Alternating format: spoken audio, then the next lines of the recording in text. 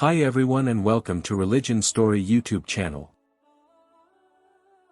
If this is your first time here, don't forget to hit that subscribe button and turn on the notification bell so you won't miss out on our content about Islam, culture, and life around the world.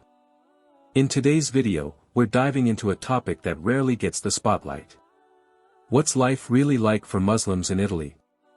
A country known as the heart of Catholicism yet home to more than 1.5 million Muslims.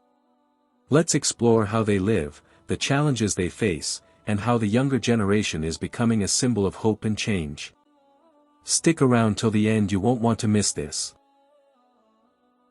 Rome, October 15, 2025. As the call to prayer echoes from a small room on the outskirts of Milan, the local Muslim community gathers once again for Maghrib prayer. The space is not a grand mosque with a domed roof, but a converted basement used as a makeshift prayer room. In Italy, this scene is not uncommon and it has become a symbol of the long and complex journey of Muslims in a country where Catholicism remains dominant. Today, an estimated 1.6 million Muslims live in Italy. Most come from Morocco, Albania, Bangladesh, and Pakistan, with around 500,000 holding Italian citizenship. Yet despite their growing numbers, Islam is still not officially recognized under the country's legal framework known as intesa agreements made between the state and certain religious groups. A new bill proposed by the right-wing government of Prime Minister Giorgia Meloni has stirred controversy across the country. The draft law includes a ban on burqas and niqabs in public spaces including schools and government offices. It also requires all unrecognized religious organizations, many of which are Islamic, to publicly disclose their sources of funding. In a press conference held earlier this October, Italy's Interior Minister stated the move was part of efforts to combat radicalism and cultural separatism. However, critics say the legislation unfairly targets the Muslim community. "We feel singled out," said Amal R., a young Muslim lawyer in Rome. Burqas and niqabs are worn by only a small number of women. Why is this a bigger issue than employment, education, or integration? In several Italian cities, restrictions on Muslim religious practices are tightening.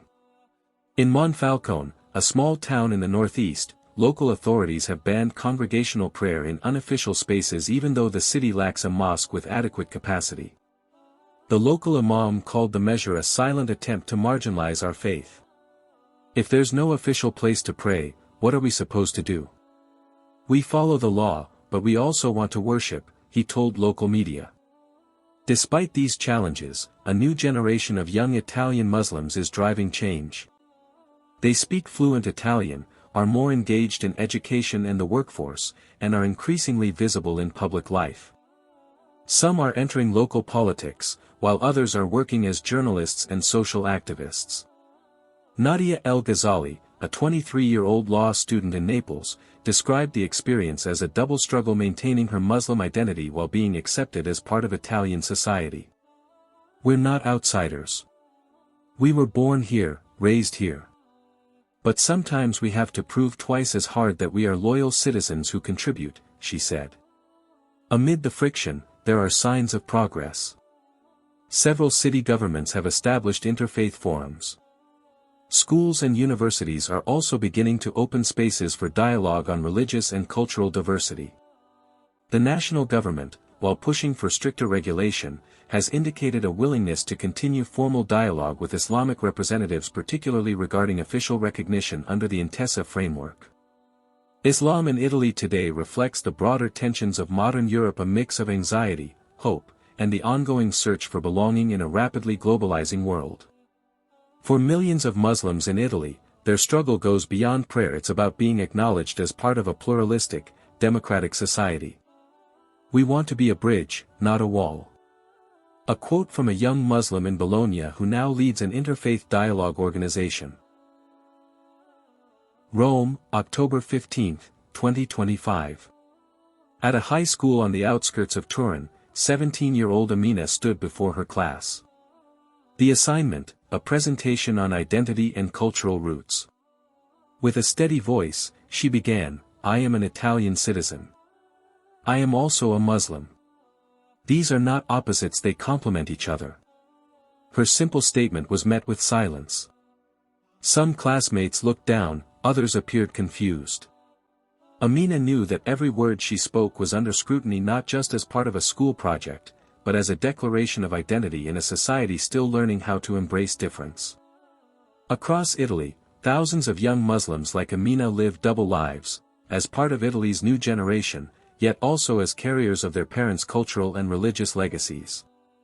One moment they quote Dante in the classroom, the next, they recite the Quran at home. Although many were born and raised in Italy, second-generation Muslims often feel they remain outside the circle of public trust. According to a 2025 survey by the Istituto Cattaneo, over 60% of young Muslim respondents reported having experienced discrimination based on religion or ethnicity. "We're no longer newcomers, we're part of this country," said Karim, 26, an engineering student in Bologna and active member of a Muslim youth organization. "But the system hasn't fully accepted us. There's still a sense that we're long-term guests." On the other hand, fears of so-called failed integration still linger in parts of Italian society. Media outlets sometimes portray Muslim communities through a negative lens, especially when covering issues related to security or cultural difference. Education remains a key battleground for shaping identity. Yet Italy still lacks Islamic religious instruction in public schools, while Catholic religious education remains part of the curriculum in many institutions. As a result, many Muslim children don't receive formal religious education in school. This has led to the creation of informal madrasas, which are often misunderstood by the public scene as spaces of radicalization, despite most of them focusing on ethics, Islamic history, and basic Arabic. Dr. Valentina Colombo, a researcher on Islam and politics based in Rome, believes that opening up education is essential. Instead of closing off, we should create spaces for understanding. Multicultural education is key, she said. Among the most vocal advocates for rights and representation are young Muslim women. They face multiple layers of challenges, prejudice from broader society and, at times, pressure from within their own communities.